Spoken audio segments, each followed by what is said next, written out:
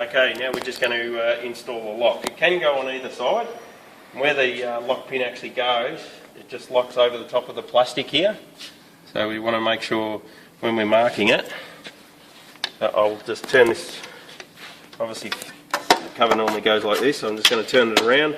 We do have a V groove there, and I'm going to line this up directly on top of that, and we want to go up about 7mm for the thickness of the pin plus a tiny little gap. So I've come up at 7mm from the top of the plastic, and the V groove, we just want to centralise it in that V groove. And then I'm going to open this hole up to a 10mm hole for the lock to go through.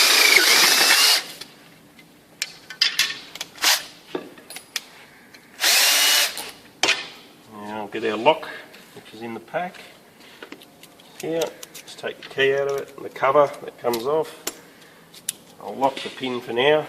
I normally like to put the square downwards, so it doesn't matter so much for this at the moment. What we're doing is just centralising that in the hole, and then I'm just going to drill a hole for the rivet.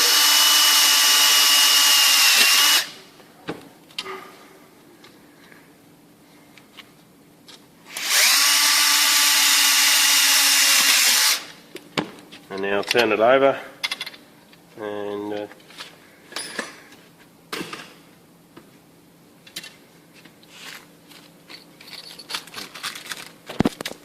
top rivets, you need to drill 532 or a 4mm hole for these rivets, which is what I just used then.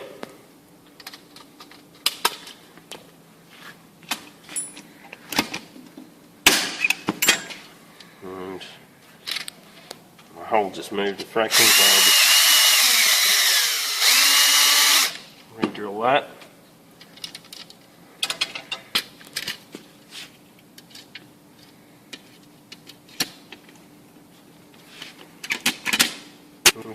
Okay, just double check that that's free, and lock cover with the dual name down to the bottom, facing down to the bottom. And just tap that on with a block of wood, or a block of wood and a hammer, or a rubber mallet. And just lining it up, making sure that that lock pin is just above the plastic, which it is.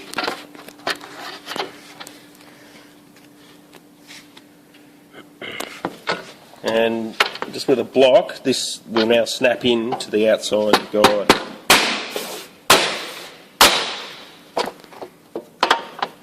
Try not to hit too close up to the top where the checkout is. You may bend the cover, so just keep it down. Keep it down approximately 100mm when you tap the top of the cover. And we're just going to repeat the process on the other side. Obviously minus the lock. We don't need that on both sides.